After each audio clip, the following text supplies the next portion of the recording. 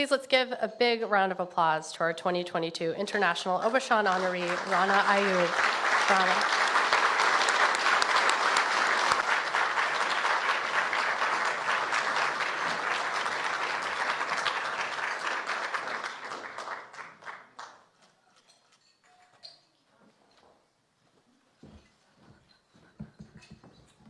Thank you so much to National Press Club, to Jen, to Bill, for this honor. Like Jen said, the day they called me to announce that I am the recipient of the Aubuchon honor this year, I was in hiding because one of my colleagues, a journalist, a friend of mine, who's a co-accused with me in a case, was behind bars for a tweet he wrote 4 years ago. Ironic, isn't it, that people who preside over genocides are feted by the world, but those who speak truth to power have been asked to stay low profile. That's the sign of the times we live in. To begin with, it's a huge honor for me, and I would like to thank the Washington Post for having my back at a time when journalists in India and top editors in India, where I worked, where I held top positions, pretended that I did not exist. Post-2014, when Mr. Modi became the Prime Minister of India. So thank you to the Washington Post for having my back through my toughest times. I would like to dedicate this award to a person who is not in our midst. Her name is Shireen Abu Akleh, a journalist who was killed.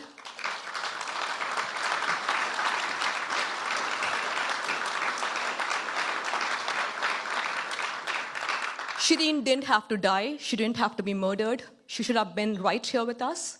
In her life and her death, Shireen exposed the hypocrisy and dual standards of the world on human rights.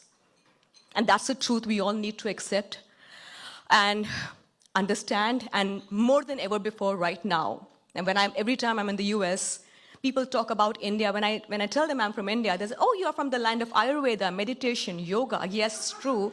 Snake charmers, yes. I also belong to a country of 1.3 billion people, the world's largest democracy, with 220 million Muslim population who are now at the cusp of a genocide, right? I meet officials here in State Department and top officials, high-ranking officials in the US, and they say, Rana, what's happening? And I tell them, you know what's happening better than I do, right? And then I'm told, we know what's happening in India, but bilateral relationship vis-a-vis China and Russia, human rights be damned, right? Journalists be damned. And so ironic, 2 weeks ago, the US State Department was questioned about the immunity being given to MBS when he was traveling, and they cited the example of Narendra Modi, that even he was given similar immunity. So they did my job in a way. By comparing MBS with Narendra Modi, that's exactly what I've been doing. Right? Trying to tell the world that the man who you put on the cover of The Economist and Time is a man who has blood on his hands. He has. In 2002, 1,000 Muslims were massacred in a span of 2 days when Mr. Modi was the Chief Minister of Gujarat. And we never even thought it as a joke that this man will become the Prime Minister. So much so the United States would not allow him entry into the US. And now you look at him. He has just taken over the presidency of G20. For this very speech, my country will tell me that I'm unpatriotic. I believe that I love India more than I love any other country in the world. I love my country, which is why I'm here risking everything to speak, because this could potentially be my last trip out of India. On the 13th, in a week from now, I will know my fate. I know if a non-bailable warrant will be issued against me. I don't know if I'm going to be arrested on arrival. As soon as I got here, a charge sheet was filed against me, which means I cannot leave India after this. I'm going to use this opportunity to tell you the story of India in a gist. It's a big story. In a gist. So when I leave, I know that some of you will speak about this story that the world needs to hear urgently. It's a story not just about the persecution of Muslim minorities. It's the story of India, the world's largest democracy, sliding into a state of fascism. India's Home Minister, Amit Shah, was a man, unfortunately and fortunately, I put behind bars in 2010 with my investigation when I published It's Called Records. I was about 25. And then I went undercover with 8 cameras on my body, posing as a Hindu nationalist girl for American Film Institute Conservatory. I went undercover and I met all the high-ranking officials in the Modi government, including Mr. Modi himself. And that investigation was killed.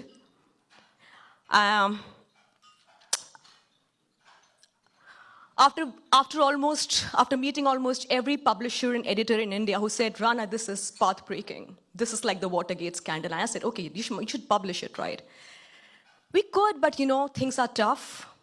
And I understand that, right? We don't have an independent press in India anymore. The world's largest democracy, the Prime Minister of India, has not taken a single press conference in the last 8 years. The Home Minister of India, the most powerful man, recently said that the 2002 genocide of Muslims, Mr. Modi taught the anti-nationals a lesson.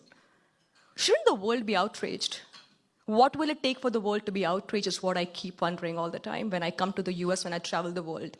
What will it take for the world to understand that we are looking at the world's largest democracy, the land of Gandhi, right? But at this point of time, his assassin is being worshipped. Gandhi's assassin, people want to build a bust of him.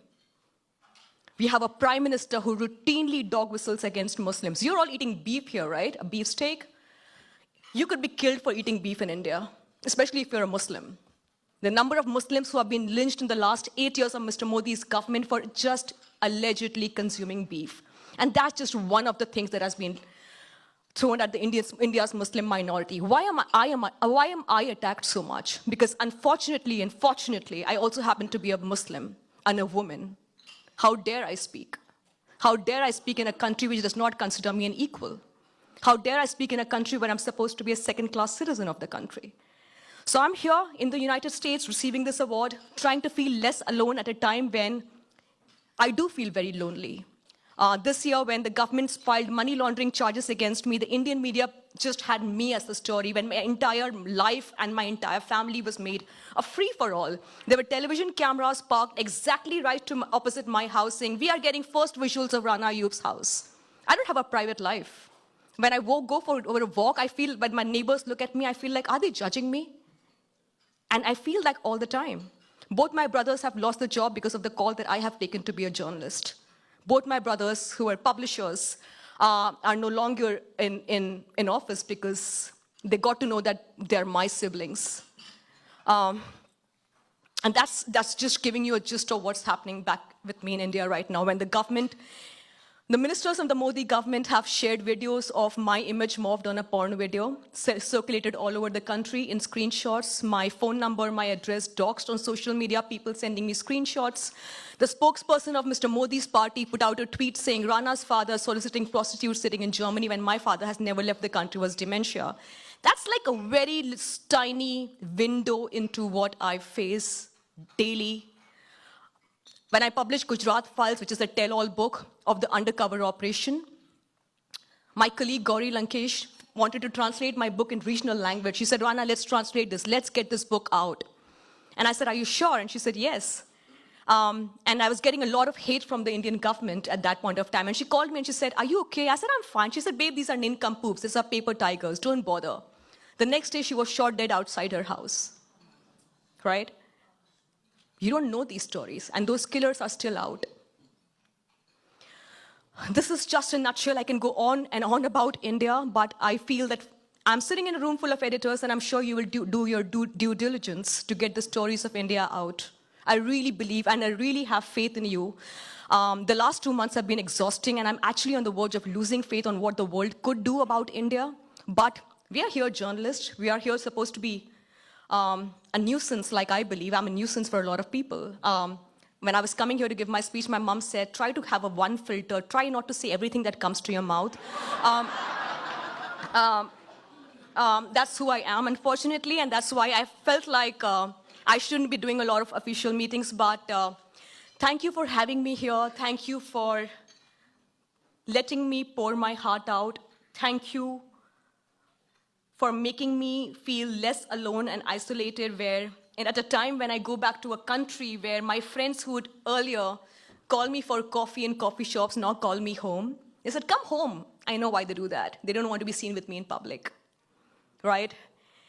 I can't tell you how isolating that is, to be living like a criminal in my own country, a country who keeps asking me for a test of patriotism every single day, even if I could just pour my heart out. So thank you so much. I really appreciate you listening to me and my 5 minutes of whatever. Thank you so much. It means a lot to me. Thank you.